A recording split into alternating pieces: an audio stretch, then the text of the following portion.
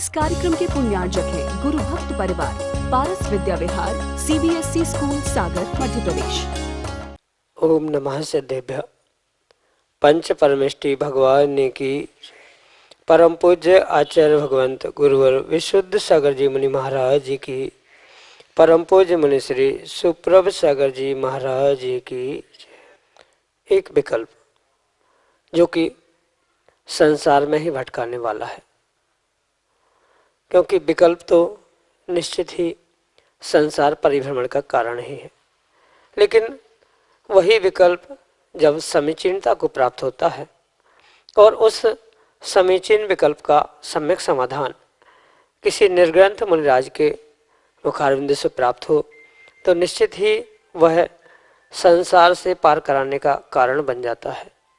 ऐसा वह संसार से पार होने का एक कार्यकारी उपाय समीचीन विकल्पों का सम्यक समाधान।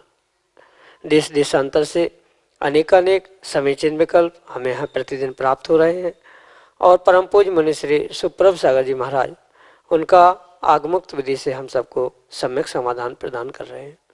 प्रारंभ करते हैं आज का सम्यक समाधान। और आज का पहला विकल्प बानपुर उत्तर प्रदेश से श्रीमती आरती इंद्र कुमार जैन सिंघई परम पूज्य मुनि श्री के चरणों में सपरिवार कोटि कोटि नमोस्तु निवेदित करते हुए अपना समीचीन विकल्प रख रहे हैं कि महाराज जी, किसी की मृत्यु हो तो हम घबराते हैं, उसे देखकर रोते हैं, हमारा मन दुखी होता है, जबकि वह जीव हमारा अपना कोई नहीं है। ऐसा क्यों? हमारे समीचीन विकल्प का सम्यक समाधान करने की अनुकंपा करें। नमोस्तु महाराज जी, नमोस्तु। नमः सिद्धम परम पूज्य आचार्य भगवान गुरुवर विशुद्ध सागर जी महाराज की। माँ किसी जीव की मृत्यु को देखकर, उसके मरण को देखकर भयभीत होना, ये तो फिर भी बहुत सामान्य सी बात है, क्योंकि ये जीव के भीतर के परिणामों की ही ऐसी दशा है कि किसी का जन्म होने पर व्यक्ति कुछ अंशों में खुश होते देखा जाता है, किसी का मरण होते हुए उसके प्रति उसको डर या भय होना, ये तो स्वाभाविक सी बात है, क्योंकि उसका मरण देखकर जीवों को अपने मरण की शायद याद आती होगी, इस कारण से उसे भय लगता है। पर जरूरी नहीं है कि सबके मरण को, सबके मृत्यु को देखकर हमें दुख हो। दुख और डरना, इसमें बहुत अंतर है। शब्दों को और भावों को भी समझने की आवश्यकता है। व्यक्ति सभी के मृत्यु को या सभी के मरण को देखकर भयभीत तो हो सकता है, पर दुखी सबके मृत्यु को देखकर नहीं होता। दुखी उन्हीं जीवों के लिए होता है, परेशान उन्हीं जीवों के लिए होता है जिनके प्रति कहीं न कहीं उनका राग बैठा होता है। अगर क्वचित कदाचित आप ये कहो कि वह तो हमारा परिचित भी नहीं था, जानते भी नहीं थे, फिर भी उसे उसकी मृत्यु आदि देखकर हमें दुख हो रहा है, तो वह कहीं न कहीं कर्मों का, पिछले जन्म का हमारा उस जीव के साथ तब संबंध था, जिसके कारण से उसके दुख को, परेशानी को, मृत्यु आदि को देखकर हमें दुख हो रहा है। ये भले ही वर्तमान में उस जीव के साथ हमारा कोई डायरेक्ट संबंध नहीं है, पर कहीं न कहीं पिछले जन्म का, पिछले पर्यायों का उस जीव के साथ कहीं न कहीं हमारा ऋणानुबंध था, कहीं न कहीं संबंध था, जिसके कारण से उसे देखकर कभी हमें खुशी होती है, उसके मृत्यु को देखकर हमें कभी दुख होता है। ये परिपूर्ण रूप से मात्र और मात्र हमारे पूर्व कर्मों के निमित्त से ही होता है, क्योंकि सबकी मृत्यु, जीवन दिन भर में सैकड़ों हजारों जीव मरते हैं, पर उनके निमित्त से हमें कभी भी दुख नहीं होता। और फिर भी गिने चुने जीवों से देख के, मृत्यु को देखकर दुख हो रहा है, मतलब उनसे कहीं ना कहीं हमारा संबंध था। बिना कर्मों के संबंध के हमें किसी तीसरे अनजान व्यक्ति के प्रति मृत्यु होने पर दुख हो ही नहीं सकता। भय तो होना स्वाभाविक सी बात थी, क्योंकि उसके मरण को देखकर स्वयं का मरण का बोध हो सकता है, इसलिए भयभीत हो सकता है। पर दुख उसी व्यक्ति के प्रति होता है जिसका कहीं न कहीं हमारा और उस जीव का हमारा कुछ संबंध कर्म के निमित्त से नहीं है, तो हमें उसके मृत्यु पे, उसके खुशी में कभी भी सुख दुख नहीं हो सकता। सुख दुख हो रहा है, कार्य दिख रहा है, मतलब कारण कहीं ना कहीं है, ये हमें नियम से समझना होगा। जैसे पेड़ में फल लगे हैं, पेड़ लगा है, मतलब कभी ना कभी कहीं ना कहीं बीज बोया गया था, तभी पेड़ और फल लगे हैं।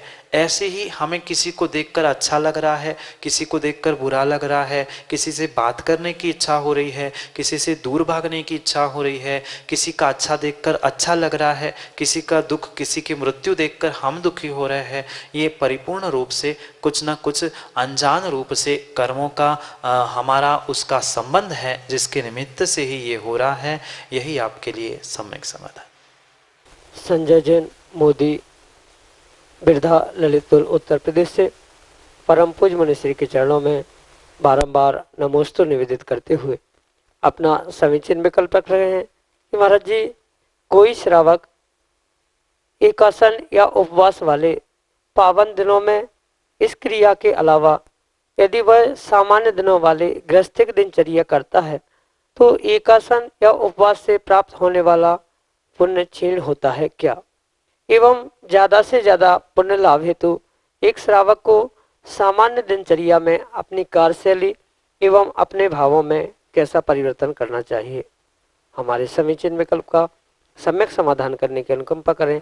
नमोस्तु महाराज जी, नमोस्तु। बहिरंग तप के रूप से जो उपवास, एकासन आदि किया जाता है, उन दिनों में जो परिपूर्ण रूप से श्रावक को अचिंत्य पुण्य का आश्रय या शुभोपयोग के निमित्त से जो उसे पुण्य का बहुत सारा आश्रय होने वाला होता है, वह नियम से अन्य घर गृहस्थी के कार्यों में, व्यापार आदि के कार्यों में संलग्न होने से वह उतना पुण्य उसे नहीं मिलता, जबकि बहुत सारा पुण्य यानी जिसकी कल्पना ही नहीं की जा सकती, ऐसा वह पुण्य का आश्रय जीव उस तपस्या के निमित्त से यानी उपवास, एकासन आदि के निमित्त से करता है।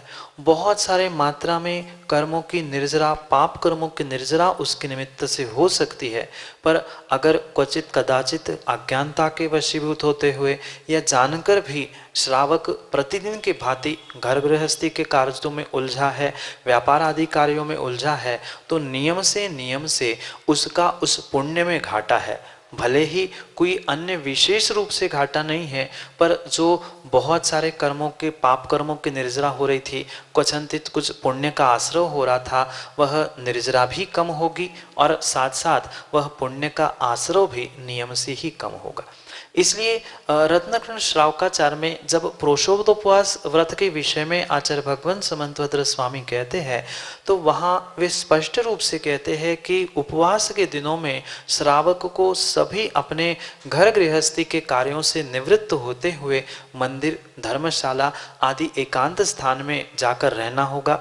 वहाँ देव, शास्त्र, गुरु के निमित्त से उनकी पूजा, भक्ति, साथ साथ स्वयं का स्वाध्याय, ध्यान, सामायिक आदि के निमित्त से अपने उपयोग को उन घर गृहस्थी के, व्यापार आदि के निमित्त से जो अशुभ हो रहे थे, उनको शुभोपयोग में लगाने का पुरुषार्थ करना होगा। मात्र वही क्रिया यानी घर गृहस्थी के पाप, आरंभ आदि क्रिया में उलझते हुए व्यक्ति, जीव किसी भी प्रकार से उपवास, एकासन आदि कर रहा है, तो नियम से उसे वह उतने पुण्य का आश्रय नहीं होगा जितना कि जो विधि में, आगम में आचार्य भगवंतों ने मंदिर आदि पहुँच के, धर्मशाला आदि पहुँच के जो वर्णन किया है, उस प्रकार से ना करने से उसे उतना फल अवश्य ही नहीं मिलेगा। इसलिए जिस प्रकार से कहा है कि सुबह से लेकर शाम तक हो सके तो रात में भी वह मंदिर, धर्मशाला या ऐसे एकांत स्थान पर अपनी साधना करने का पुरुषार्थ प्रयास जीव को करना होगा। क्योंकि जो दिन भर की घर गृहस्थी के पापों से बचने के लिए ही वह उपवास आदि किया जाता है। ये उपवास या एकासन करना ये किसी भी प्रकार की भूख हड़ताल नहीं है या मात्र भूखे रहने की विधि नहीं है, अपितु वह भोजन का समय बचाते हुए भोजन के निमित्त से होने वाला घर गृहस्थी का जो पाप है, सावध्य है, उससे भी बचने के लिए आचार्य भगवान ने इन व्रतों का व्याख्यान, इन तपस्याओं का व्याख्यान किया है। अगर व्यक्ति जैसे वर्तमान में भी कई स्थानों पर देखा जाता है कि लगभग अष्टमी चतुर्दशी के दिन जो जो उपवास करते हैं, घर के अनावश्यक जो पुराने वस्त्र है, बर्तन है, जो काम अन्य दिनों में नहीं होते, उन कामों को उन्हीं दिन कर लेता है। जो पाप अन्य दिनों में नहीं करता, उससे कई अधिक गुना पाप इन दिनों में वह सावध्य और इस क्रियाओं के निमित्त से करता है, तो ये परिपूर्ण रूप से गलत है। ये श्रावक का कार्य करना उचित नहीं है। और उसके निमित्त से यानी उपवास, तपस्या आदि के निमित्त से जो प्रचुर पुण्य का, बहुत सारे पुण्य का संग्रह कर रहा था, बहुत सारे पाप कर्मों की निर्जरा कर रहा था, वह उतने शक्ति से या उतनी तीव्रता से कर्मों की निर्जरा भी नहीं कर सकता और पुण्य को भी शुभोपयोग के अभाव में ग्रहण नहीं कर सकता। इसलिए श्रावक को जैसे आचार्य भगवंतों ने कहा है, एकांतवास में कहीं एकांत मंदिर, धर्मशाला आदि में अगर वहाँ पहुँचने की, रुकने की व्यवस्था नहीं है तो कमरे में भी, घर में भी, निवास में भी अपने किसी एक एकांत स्थान पे स्वाध्याय, सामायिक, ध्यान, जाप, पाठ, भक्ति, पूजन आदि के निमित्त से समय को व्यतीत करना होगा। ना सोने में, ना अन्य घर गृहस्थी के व्यापार के कार्यों में करने से किंचित भी काम नहीं होगा। जैसे कोई हाथी होता है, उस हाथी के निमित्त से जैसे गज स्नान कहा गया है, यह उपवास घर गृहस्थी के काम करते हुए बिल्कुल गज स्नान की तरह है। हाथी पानी में डूबता है और बाहर आके स्वच्छ होकर पुनः वह धूल को, मिट्टी को उठा के शरीर पे डालता है। ऐसा ही यहाँ तो भूखे रह के आपने तपस्या, पुण्य को अर्जन करने का, कर्मों की निर्जरा करने का प्रयास किया, पर पुनः घर गृहस्थी के व्यापार के कार्य करते हुए गज स्नान के भांति पुनः बाहर आके मिट्टी ही डाल दी, वह कार्यकारी उपाय नहीं है। इसलिए इन गृहस्थी के कार्यों से बचते हुए, अपने उपयोग को शुभ में लगाते हुए उस उपवास आदि को करने की विधि को हमें समझना होगा। एकांत रूप से श्रावक को अपने उस स्थान के साथ साथ भावों में भी परिवर्तन लाने की आवश्यकता है, क्योंकि मात्र ये तपस्या भले ही बहिरंग रूप से हो पर शरीर से की जाने वाली तपस्या नहीं है, अपितु भावों में अगर निर्मलता नहीं है, भूखे यानी उपवास करने के निमित्त से, घर गृहस्थी के कार्यों के निमित्त से अधिक चिड़चिड़ हो रही है, भावों में विषमता आ रही है, अशुद्धि हो रही है, तो हमारा उपवास करना भी सार्थक नहीं होगा। इसलिए जितने हम भोजन का उपवास करना जानते हैं, उस भोजन के उपवास के साथ साथ कषायों का भी उपवास करते हुए अगर हम भावों में परिवर्तन कर रहे हैं तो ही हमारा वह उपवास आदि करना सार्थक होगा। इसीलिए उन भावों को संभालने के लिए ही क्षेत्र बदलने की व्याख्या आचार्य भगवंतों ने की है। जैसे कि मंदिर में पहुंचेंगे तो वहाँ कषाय के निमित्त नहीं मिलेंगे, घर गृहस्थी का विकल्प नहीं सताएगा, इसलिए स्थानांतर होने से, एकांत स्थान में बैठने से भावों की भी विशुद्धि बनेगी, शरीर में भी बाकी पाप कार्य या अन्य गृहस्थी के कार्य करने से थकान भी नहीं आएगी। इसी प्रकार से हम भावों में, अपनी क्रियाओं में परिवर्तन करते हुए एक श्रावक उस उपवास के विशेष अचिंत्य फल को प्राप्त कर सकता है। यही आपके लिए सम्यक समाधान। श्रीमती अनीता सेठी, इंदौर, मध्य प्रदेश से मुनिश्री के चरणों में बारंबार नमोस्तुल्य निवेदित करते हुए कह रहे हैं कि महाराज जी, जो व्यक्ति जीवन भर धर्म करता है और वह अपने जीवन के अंत में फांसी लगाकर मरण को प्राप्त होता है, तो वह कौन सी गति का बंध करता है? हमारे समीचीन विकल्प का सम्यक समाधान करने के अनुकंपा करें। नमोस्तु महाराज जी, नमोस्तु। आत्मघात, महाघात। जो आत्महत्या करता है वह आचार्य भगवंत और आगम की अपेक्षा से महापापी कहलाता है, क्योंकि जो वह पंचेंद्रिय जीव को ही मारने का या अपने आप को भी मारने का जो प्रयास करता है, क्योंकि स्वयं भी पंचेंद्रिय जीव है उसको मारने का प्रयास करने वाला या आत्महत्या ही करके मारने ही वाला नियम से बहुत बड़े पाप का ही भागी कहा जा सकता है। और मैं तो ये कहना चाहता हूँ, आप जैसा कह रहे हैं कुछ जीवन भर धर्म करके अंतिम समय में फांसी लगा रहा है, पर मुझे ये बात जम नहीं रही है, क्योंकि जो जीवन भर धर्म करेगा वह कभी भी अंतिम समय में फांसी नहीं लगाएगा, और अंतिम समय में फांसी लगाई है मतलब उसने जीवन भर धर्म नहीं किया है।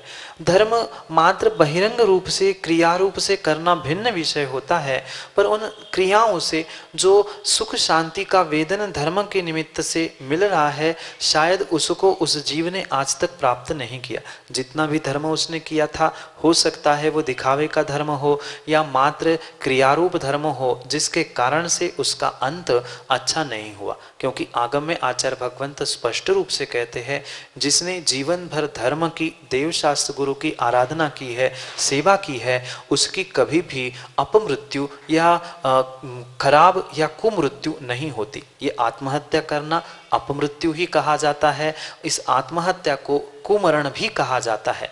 तो जिसने जीवन भर धर्म का आलंबन लिया है, वह कभी भी ऐसे कुमरण को प्राप्त नहीं होता। रही बात उसके आने वाले गति के निमित्त से, वह आने वाली गति उसकी क्या होगी, कैसी होगी, वह परिपूर्ण रूप से उस समय के उसके भावों पर निर्भर करता है। क्योंकि जो आयु के बंध के निमित्त से जो 8 अपकर्षण काल आते हैं, वह कौन से समय में उसने आयु का बंध किया है, यानी उस 8 अपकर्षण कालों में कब उसने अग्नि आयु का बंध किया है। हो सकता है भले ही उसने धर्म क्रियारूप किया है, पर वह आयु का बंध जब आया था तब उसने ऐसा ही कुछ परिणाम किए थे जिसके निमित्त से कुगति को उसने प्राप्त किया हो। और ऐसा कहा जाता है, जैसी गति वैसी मति। उसे कुगति में जाने का कुछ निमित्त मिलने के लिए ही वह वैसे अपने कुमरण को साध रहा है या आत्महत्या कर रहा है, क्योंकि कहीं ना कहीं वह परिणामों में या भावों में अशुद्धि के अभाव में जीव कभी भी आत्महत्या कर ही नहीं सकता। आज किसी ने सोचा और कल फांसी लगा ली, कल आत्महत्या कर ली, ऐसा नहीं होता। व्यक्ति प्रत्येक कार्य करने से पहले कई दिन कई महीने सोचता है, और अपने आप को मारने के लिए तो वो बहुत महीनों पहले से, सालों पहले से प्लान करता है। ऐसे ही इसी कारण से वह जो जीव फांसी लगा के या आत्महत्या करके मर चुका है, उसने भले ही धर्म की क्रिया की हो, पर कहीं ना कहीं कुगति का बंध आश्रय उसके सत्ता में पहुंचा होगा। उसके निमित्त से ही वह वैसे कार्य कर रहा है। जैसे पुराण ग्रंथों में आपने पढ़ा होगा, वह बेटे को आते हुए देखते ही उस पिता ने ही उस कुड़ी को देखते ही आत्महत्या कर ली, सरपटक के मर गया। क्यों? क्योंकि उसने कुगति का बंध कर लिया था। इसलिए ये कहीं ना कहीं हमें अनुमान से और पुराणों से निर्णय करना होगा कि उन्होंने भले ही धर्म किया था, पर आयु बंध के काल में कुगति का आश्रयबंध था, या अंतिम समय में भी संक्लेश परिणाम रहे होंगे। क्योंकि आत्महत्या की है तो खुशी खुशी कोई भी नहीं मरता, वह संक्लेश परिणामों से, वह आत्मघात करने के कारण से कुगति में ही पहुँचे होंगे। वह पक्का निर्णय तो केवली भगवान का है, पर अनुमान से, आगम से हम यही कह सकते हैं कि कहीं ना कहीं खोटी बंद गति का आश्रयबंध पहले किया था, या उन समय में संक्लिष्टता के अंतिम समय में, मरण के समय में भी किया होगा, इसलिए ऐसे परिणाम हुए। यही आपके लिए सम्यक समाधान। अगले समीचीन विकल्प के लिए इंदौर मध्य प्रदेश से हमारे सामने हैं पीसी जैन अपने समीचीन विकल्प के साथ। राजों के चरणों में नमोस्तु नमोस्तु नमोस्तु। गुरुदेव, मेरा विकल्प मुनिराजों के मूल गुण और उत्तर गुणों से है। पुरुषार्थ देशना में पेज नंबर 500 पर आचार्य विद्युत सागर जी महाराज ने बताया कि आचार्यों को मूल गुण, उत्तर गुणों का पालन करना आवश्यक होता है, और मुनिराजों के लिए आवश्यक नहीं होता। वो परिसय सहन नहीं कर सकते, तो माने उनके संयम में किसी प्रकार का दोष नहीं माना जाएगा। तो आचार्य श्री इसमें क्या कहना चाहते हैं? गुरुदेव, मेरा आप यही है कि आप इसको अपनी भाषा में और हमको समझाएं, और मूल गुण और उत्तर गुणों की परिभाषा भी बताने की कृपा करें। नमोस्तु नमोस्तु नमोस्तु। इससे जिसकी पहचान होती है या जिसके अभाव में जो नहीं होता है उन्हें मूल गुण कहते हैं, और जिनके अभाव में भी उस वस्तु की, उस व्यक्ति की सत्ता मौजूद होती है वह उत्तर गुणों की श्रेणी में आता है। इसलिए मुनिराज, उपाध्याय और आचार्य भगवंत इनके निमित्त से जो मूल गुण और उत्तर गुणों की व्याख्या संकल्पना की है वह परिपूर्ण रूप से भिन्न भिन्न है। मुनिराज के 28 मूल गुण होते हैं और बचे हुए जो भी परिसय, गुप्ती आदि उनको उत्तर गुण कहा है। इसलिए जो मुनिराजों के लिए संयम की व्याख्या की है वह मात्र और मात्र उन 28 मूल गुणों को परिपूर्ण रूप से पालन करना है। अगर किंचित भी किसी भी प्रकार से उन मूल गुणों में अगर कमी आ रही है या दोष लग रहा है तो उनके संयम में दोष लग रहा है। पर जिनको करना मुनिराजों के लिए अनिवार्य नहीं है, जैसे कि पुरुषार्थ देशना में आचार्य भगवंत कह रहे हैं कि वह परिसय सहन करना, 3 गुप्तियों को धारण करना, ये जो आचार्यों का मूल गुण बताया है, ये 12 प्रकार के तप जो आचार्यों का मूल गुण बताया है वह उनके लिए करना कंपलसरी है, मुनिराजों के लिए करना कंपलसरी नहीं है। जो कंपलसरी जिसके लिए है वह कंपलसरी विषय उसने छोड़ा है तो उसके चर्या में दोष है। पर जो ऑप्शनल विषय होते हैं उसमें, जैसे आप वर्तमान में भी एग्जाम में देखना, ऑप्शनल विषय में व्यक्ति पास भी नहीं हुआ तो भी प्रमोट हो सकता है, पर जो कंपलसरी विषय होते हैं उसमें उसे पास होना ही होता है। ऐसे ही जो मूल गुण कहे हैं वे कंपलसरी है और उत्तर गुण वो ऑप्शनल होते हैं। पर वही उत्तर गुण जो आचार्यों के लिए, मुनिराजों के लिए ऑप्शनल कहे हैं, वही आचार्यों के लिए मूल गुण है, कंपलसरी है। इसलिए क्वचित कदाचित परिसय सहन करने में, गुप्ती आदि धारण करने में आचार्य भगवंत सक्षम नहीं हो रहे हैं तो उनके तो संयम में दोष कहा जा सकता है, पर जो मुनिराजों के लिए कंपलसरी विषय है ही नहीं है, उन उत्तर गुणों में यानी परिसयों में, गुप्तियों का पालन करते समय कथनचित कुछ उनके परिणामों में स्वयं के शरीर रूप में सक्षमता नहीं है, योग्यता नहीं है, तो भी उनको किंचित भी किसी भी प्रकार से ये नहीं कहा जा सकता कि उनके संयम में दोष लग सकता।